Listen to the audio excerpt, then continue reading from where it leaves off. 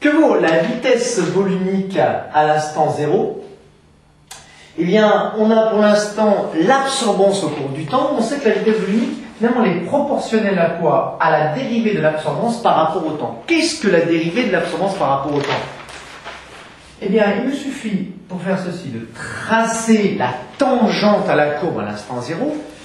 Et d2a sur dt, ben, qu'est-ce que c'est? Tout simplement, le d2a, ce serait ici,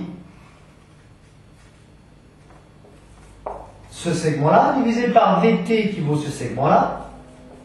d2a sur dt, c'est quoi tout simplement? Eh bien, c'est la pente de la tangente à la courbe à l'instant t égale 0. Il nous suffit donc de déterminer la pente de la tangente. Comment on détermine une pente de tangente? Eh bien, on prend deux points. Alors, je vais prendre un point M2 ici, puis un point M1 ici.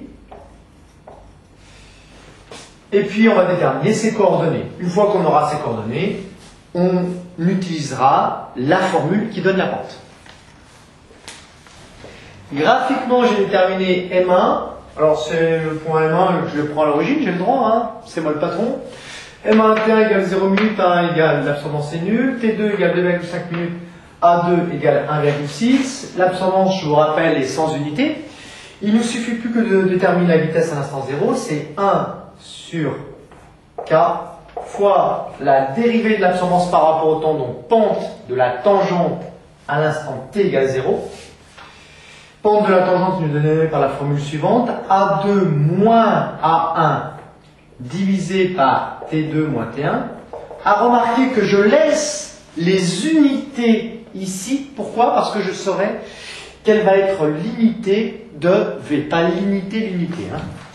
Alors V0, il ne reste plus qu'à faire une application numérique. 1 sur K, 1 sur 246, fois, eh bien, 1,6 moins 0, divisé par T2 moins T1, 2,5 moins 0.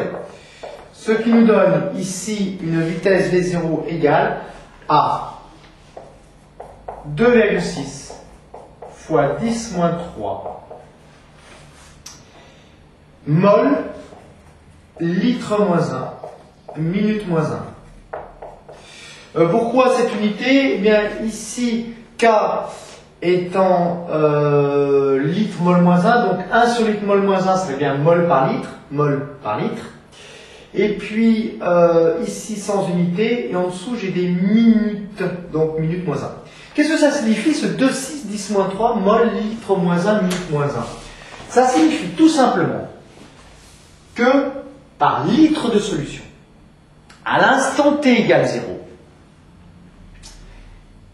par minute, l'avancement augmente de 2,6 10 moins 3 mol. Alors pourquoi ceci? Tout simplement, je vous rappelle que la vitesse à l'instant 0, ce serait quoi? C'est 1 sur V. Si je prends 1 litre, ça fait par litre de solution, multiplié par dx sur dt. dt, ce serait la minute par minute, et dx, ce serait la variation d'avancement, l'augmentation d'avancement, puisque cette valeur est positive.